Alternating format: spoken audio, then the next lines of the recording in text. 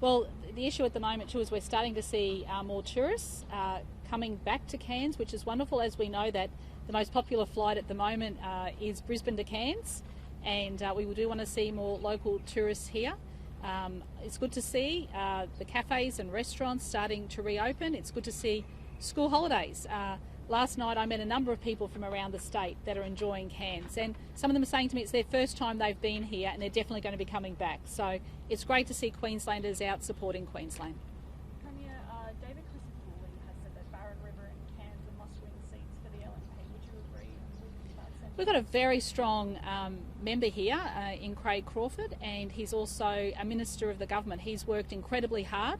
He's delivering the Smithfield bypass. In fact, the last time we were here, we were out on site and we were discussing with the local construction workers how good it was to see that they're actually working here when in other countries they're actually shut down because of COVID and they can't work.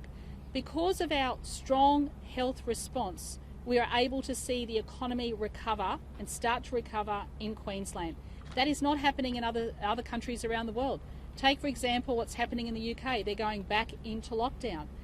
Reports are that France is seeing high rates of COVID.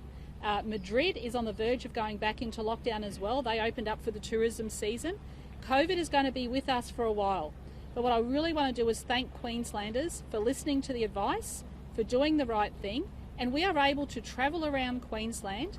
We're able to enjoy our Queensland lifestyle because we have listened to the advice of Dr. Young, and we will continue to listen to that advice. Now that Victoria and New South Wales cases are similar at parity, New South Wales and Victorian cases are at parity, do you consider both states a similar level of risk? No, that's actually not correct. So what's happened is the number of cases is lowering now in Victoria, but they are still in lockdown. They haven't come out of lockdown yet.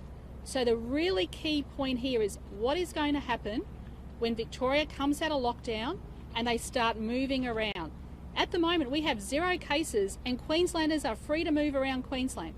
In Victoria, that's not the case. So we're keeping a very close eye on Victoria. It's great to see what's happening in New South Wales. We're seeing low levels of cases in New South Wales. But once again, New South Wales Health Advice is saying very clearly they are concerned about the mass movement of people during school holidays. So we're going to watch that very, very carefully over the coming weeks. Sorry? Up to Victoria with a testing regime in place. Is that something that Queensland... Well, what they're doing is they are opening in terms of exemptions. So people can apply for exemptions already to Queensland. That has not been the case in Western Australia before. What we will do, though, is they are launching an app.